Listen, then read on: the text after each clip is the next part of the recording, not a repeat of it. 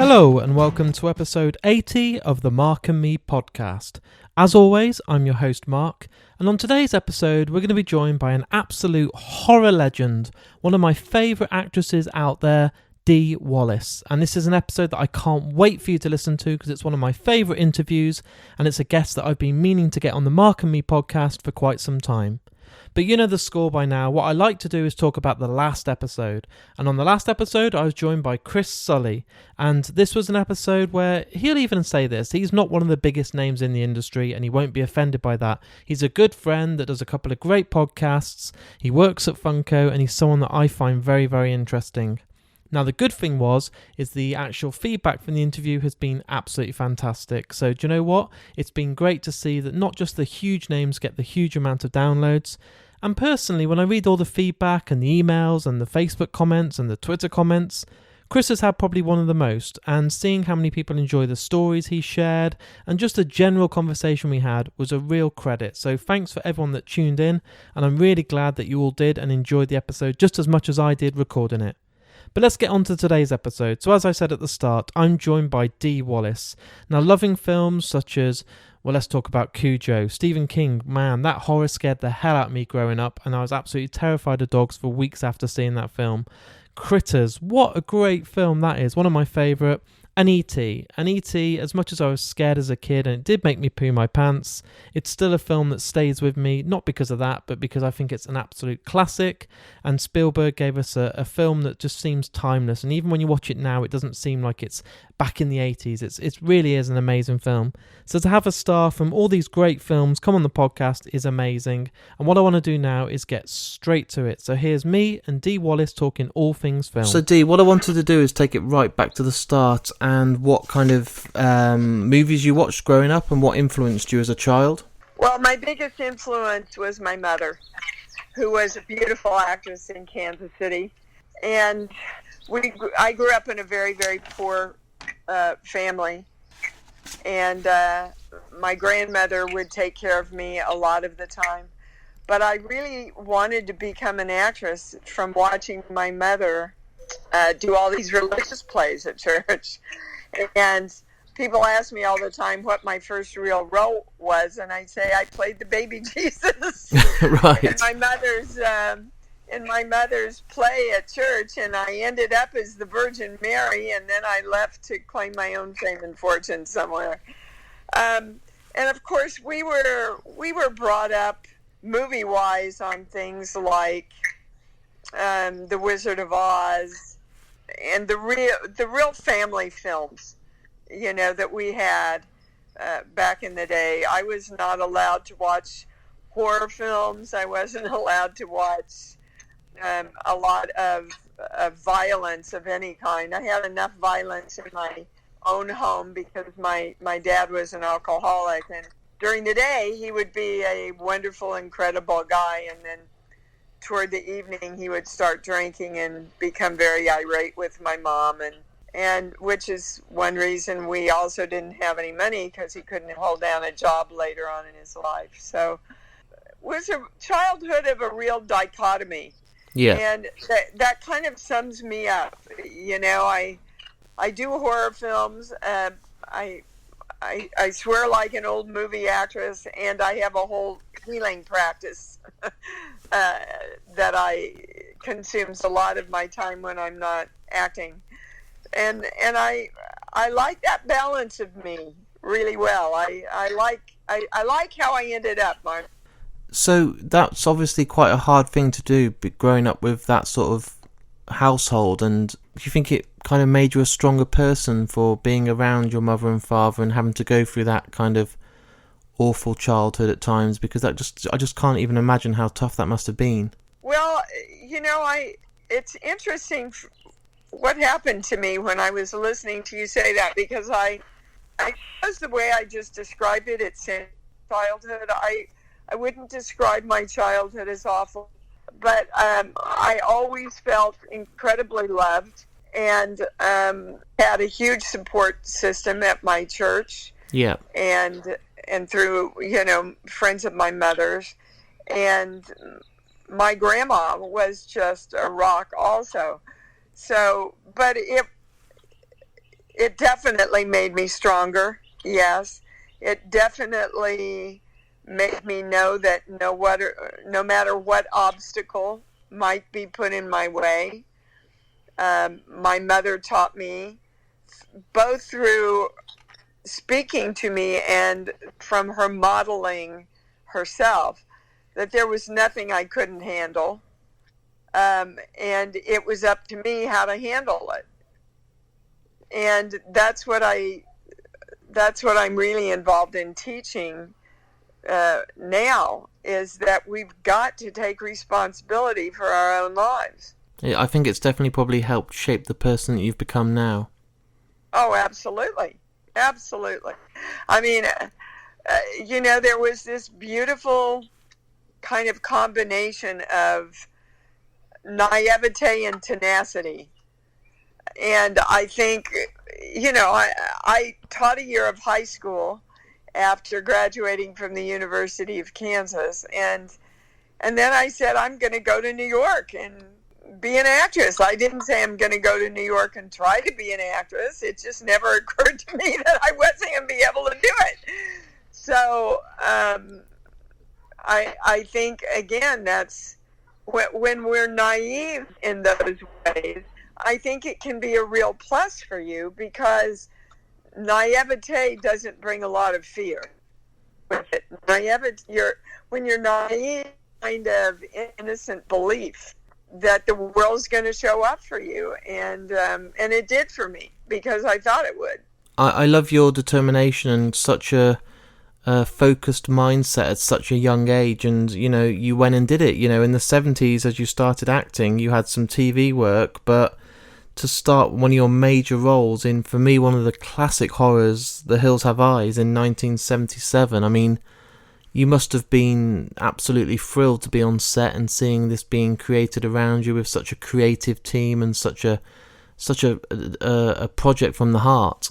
Well, yes, at the time it was an extremely low budget film. I think, well, we all stayed in one trailer. We were out in the desert, so I spent a lot of time in my car. Yeah.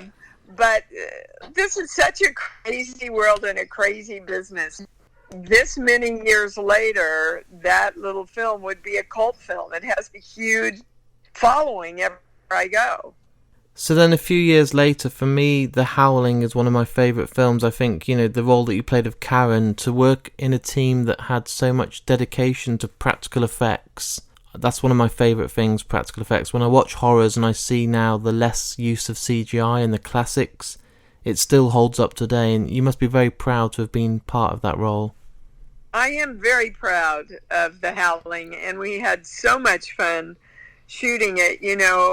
Christopher Stone, my co-star, and I were engaged. Yeah. And a lot of people think I brought him onto the film. I didn't have the power to bring anybody onto a film at that point.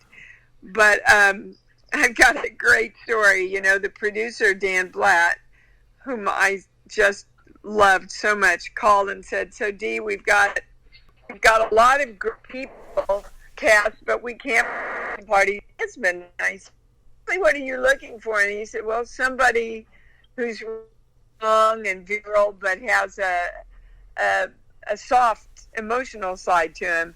And I'm going, "Oh my God, why did I not put this together before?" So I said, I know this guy I worked with, Chris Stone or Smith. It's some kind of S word, right? So he went off and he found Chris, and they brought him in, and Chris got it on his own. And then Dan Black calls me the next day. I said, "Hi, Dan, and that guy you suggested? Well, we found him, and we love him, and we hired him, and I thought I was calling him. I guess I have the wrong number." And I said, "Nope, you've got the right number." And there was this long pause, and he goes, "Oh, shit." But I knew that if I said, "Look, the guy I'm engaged to would be perfect for this role," yeah, they were never, ever going to have him in, right? And then it would be wrong of me not to mention the role of E.T. And I think, one of the best, hardest working people in the business is Steven Spielberg. And going on that film set in 1982, can you try and describe what it was like? Because I'd love to know what it was like when you first met Steven and what the audition process was like. Well, actually, I didn't audition for E.T. I had auditioned for an earlier film of Steven's called Used Cars. And Steven works very far in the future with his project. Yeah. And when he saw my audition for Used Cars, he said, "Oh, that's the mom in E.T." Wow. Because he wanted everybody in E.T. to be very childlike and vulnerable, which is, of course, pretty much what I'm hired for. So, but strong. Yeah. And so when E.T. came along, they called and offered it to me. And then we were in negotiations for some time. And I'm happy that it worked out because obviously it's one of the highlights of my career. But the first time I met Steven was in a little tiny conference room somewhere in an office building over in Universal Studios. And he had a little tiny portable camera set up. And I did the audition for Used Cars. I remember him being just sweet and nice and down to earth, and because even at that time, Jaws hadn't even come out yet. No. When I first met him, and so Steven also was just starting his career in a big way. I mean, he wasn't the Steven Spielberg yet. No. He was a good director who was on his way to the top. So when you were on set of E.T. and you saw the alien for the first time and the cast and how well it was being shot and this big budget and seeing Steve in his element, did you think at the time this is going to be a massive hit, or were you kind of thinking, I don't really know what to make of this, or did you just know this is going to be a future blockbuster? The first time I saw E.T., yeah, I was in pleasant shock because at that time you never knew if the special effect was awesome, then that was a big plus. But special effects back then were just being refined. Yeah, and when I saw E.T., I went, "Oh my God, this is brilliant!" And then when I saw the different ways they worked him, I mean, there were mimists. One mime, especially, that did all the arms and the finger movements, and there were many little people that worked E.T., and then there were technicians who worked in E.T. through hydraulics. There was a little boy, Matthew Demerit, who had no legs, and they would put him in upside down in the costume, and he would walk in his hands, and that's how they got E.T.'s classic walk. So, I mean, the artistry that Carlo Rambaldi and Spielberg created around E.T. was miraculous at that time. I was looking today when I was doing some research, and I didn't realise over the 3-year period you had the Howling, you had E.T. and Cujo in the matter of 3 years. Now, we're now in 2019 and these still are looked at as some of the classic 80s films, and to be on set of Cujo, which is a great Stephen King book, did you get a chance to do the research and read the book, or did you go in and try and take the approach of playing Donna completely fresh for yourself? Yeah, I purposely read the book. I'm a huge Stephen King fan. Yeah. But I purposely did not read the book because so many times, more times than not, something is on a book, but so much has changed that you don't want to bring in stuff that you know from the book that's not on the page of the script. And as you know, the boy dies at the end of Cujo. Yeah. And we were very instrumental in that changed script. And Stephen King actually, that's the most hate mail he's ever received for any of his work. So, Cujo, for me, I'm incredibly proud of my performance in Cujo. For me, it's probably the greatest thing I've ever done performance-wise. I just feel like I went as far as I could go, as honestly as I could get there, and that's always the goal as an actress, any part I play. And what was it like on set working with this dog and these guys in costumes and stuff? Because recently they've re-released a Blu-ray over in the UK, and it's got some great special features and making-ofs, and it's a really good behind-the-scenes features of seeing how they did it. And it can't have been easy working at some of the shots it must have taken, and the amount of times you had to get those shots right. You must have had a lot of patience on set. Let me tell you, this dog, and the real dogs did almost all of the show. Those dogs were so impeccably trained by Carl Miller. There were several dogs, all of them trained to go after toys to do different kinds of tricks. Yeah. Now, that was because, A, you overwork the dogs. You don't want to overwork the dogs. And two, that, one dog, it's just easier to have several dogs that they can perfect. Action, they'd go, dig, They would look all ferocious, but it was a big game for them, so we had to tie their tails down with fish wire, because you could see them wagging their tails all the time, these rabbits. And it took a lot of patience. It took a lot of adrenaline. They treated me for exhaustion for 3 weeks afterwards, because, your body doesn't understand that you're acting. Your body goes through the same chemical reactions as it would if you are really fleeing for your life for 6 weeks. And that takes a toll on your adrenals and on your energy. But, that the filming could have been a nightmare. It wasn't, because of Louis T. and Carl Miller and Dan Blatt and the cast. I mean, I got up every morning and thanked God I got Danny Pinter. He was just amazing. But yeah, so sorry. It's fine. It's good timing when we're talking about Cujo.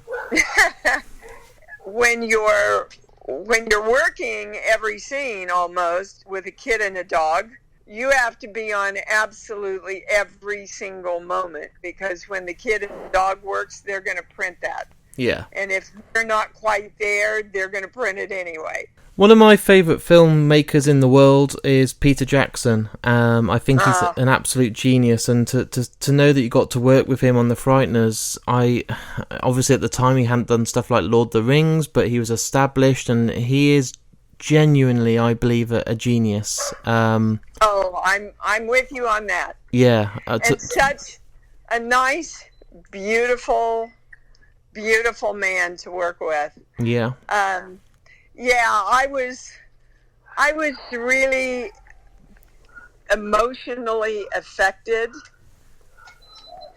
by watching how Peter ran his set and how he took care of everybody on his set, and how genuinely he cared about his actors and his company. And he's just, my husband passed away during the filming of The Frighteners, and so I had to come back and do his service. Well, first of all, I came back because he had a heart attack. Then I went back to finish filming. And then I had to go back again when he died 3 weeks later, come back again. And then I went back again. They paid for my business class flight 4 times across half the country, well, half the world. Yeah. And I went in to settle up with them at the end, and they said, no, Peter just wants to gift this to you. Really, Dee, we didn't even feel like you would ever be back. We had a whole plan about how the back of you and, have somebody in for you, because we really didn't think you could. I was raised in Kansas, and in Kansas, you're taught that you finish what you say you're going to do if you say you're going to do it. So I've lived my life by that. My younger brother just a week ago committed suicide, and I was in the film. And my daughter came over to tell me, and we spent an hour together talking to the family and everything, and then we went to the set to shoot. That's a very strong work ethic, Dee. Well, yeah, and also, just from a consciousness point of view, there's been so many times earlier in my life where I've allowed things that have happened to me to keep me from creating who I wanted to be. And I've learned over the span of my lifetime, I'm not going to allow that anymore. I will grieve. I will deal with what I need to deal with. And I will celebrate what I want to celebrate. But nothing is going to keep me from creating who I am. That's an amazing way to think. And, if more people did that, I think probably the world would be a better place. Well, I know the world would be a better place if we all just took responsibility for who we are and really worked on ourselves from the inside out, instead of pointing the fingers at everybody else and everything else and using that as an excuse why we can't be the people we want to be. It doesn't serve us, and it doesn't serve anybody else. After that, you did a lot of TV roles, and even though I'm based in the UK, my favourite comedy of all time is The Office. I think the cast, the magic they have, and the storylines of... They get the sensible side, but they also get the heart-pulling strings, but they also get the laugh out loud. Now, you got to be in an episode of The Office, and I just wondered what it was like to be part of that, even just for a day, because everyone on that set looks like they're having the best time of their life. Yeah, everybody had a lot of fun. I mean, they were family, they'd been together for years. Yeah. When we walked, what I was quite surprised to find is that it really is mostly scripted. Yeah. Because it looks like it's improv. But it really, most of, at least the one that I did, was mostly scripted and written out. I thought everybody went in, and I had just finished a series called Sons and Daughters, where we came in, and it was kind of, you got the story and you got the breakdown, and then everybody brought their best improvised ideas, and we narrowed it down from there. And I thought that's probably what it was going to be like from watching the show. But no, most of it was actually scripted. And one of your most recent roles is Beyond the Sky, which you filmed in New Mexico. Yes. I love this movie. Yeah. I really love this movie. And I think the premise was quite brilliant, that they go off to prove that aliens don't exist, and find out they do, because there's no question in my mind that I think Steven Spielberg got it right, that all the aliens that are around us cannot interfere with our lives, but they're here to better our world and guide us in whatever ways they can. Unfortunately, my business has made them out to be bad, scary guys, but I know that E.T. really got it right. And with a career that's gone over for nearly 40 years with some amazing roles, what is the kind of... Do you have any regrets, or are you very happy with looking back at what you've done? I would... My only regret is that I, at one point in my career, was accepted in as a part of the circle with Meryl Streep and Jessica Lange and quite Susan Sarandon, and then some things happened in my career that kind of negated that, made it a little hard. That's that sometimes the really projects aren't available to me right now. We're close to getting back there. So if anybody wants to bring me on to a big English production, I'm your girl. Definitely, 100%.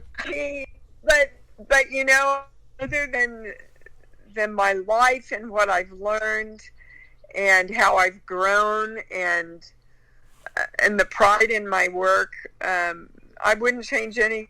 And also, what about your healing? Because it's not just, obviously, you've got hundreds and hundreds of performances in TV and film, but you've just mentioned your healing as well. So tell me a little bit more about that. Well, I've been doing my healing work, for over 30 years now. My website, I am DeeWallace.com, is all my healing work. I have lots and lots of clients in the UK, and all across England and Europe. Yeah. And I teach people, it's a real combination of spirituality and brain science. And I teach people about self-responsibility, self-creation, how to change their brain so that their brain thinks and perceives in the ways that are most powerful for them. I'm a clairaudient channel, so I'm able to go into a person's energy and really find out where their blocks are and help them to refocus. First of all, to balance that energy and let it go and refocus themselves into what they want to create themselves to be. It's incredibly powerful work, and a great balance to my profession of acting. And recently, is your daughter writing a book? Is that what I believe? Yes, thank you for asking. Yes, she's got an amazing book that's going to help heal, I believe, a lot of people, but it's just a great ride, especially for millennials. It's called Eat, Pray, #FML. And it's all about, she was married for a year and a half, and we found out that her husband had been having an affair for 6 months. And so she got divorced, and after the divorce, fell in love, madly in love with this guy, who talked her into going for a month to Europe with him. And 2 days before, he said, I really need to go by myself.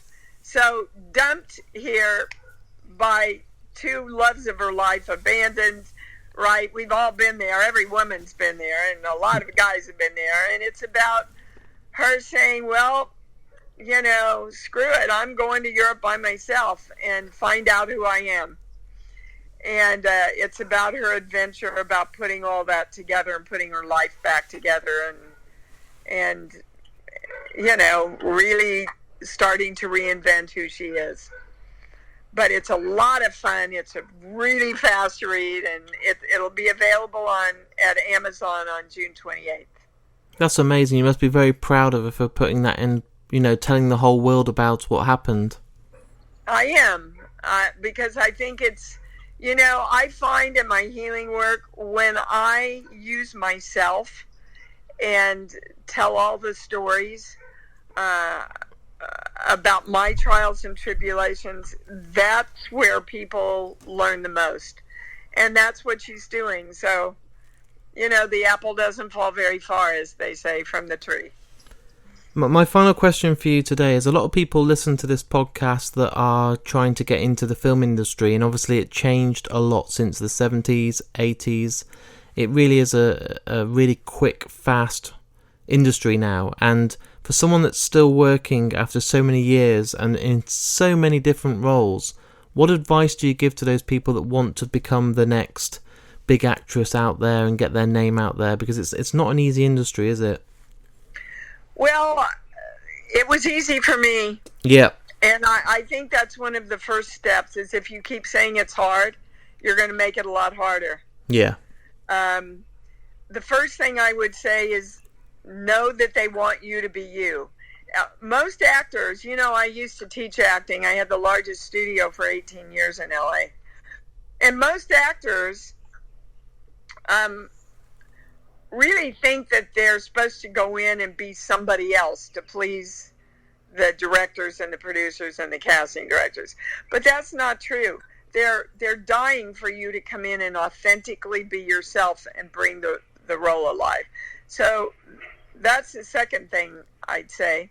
And the third thing is, you've got to look at who you are and get yourself in alignment with being a star and a working actor, if that's what you want to be. For example, if you were raised in a household like I was, that taught you shouldn't make a lot of money because God will love you more if you stay humble and small, that's going to work against you subconsciously when you go out to want to be a successful actor, because you're going to subconsciously be going, oh, if I really make it, I'm going to make a lot of money. And, the little girl in me thinks that's wrong, that I should stay small and humble. And so you've got to look at all those trainings and teachings that you got when you were younger and make sure they align with you going out and being a star. Yeah.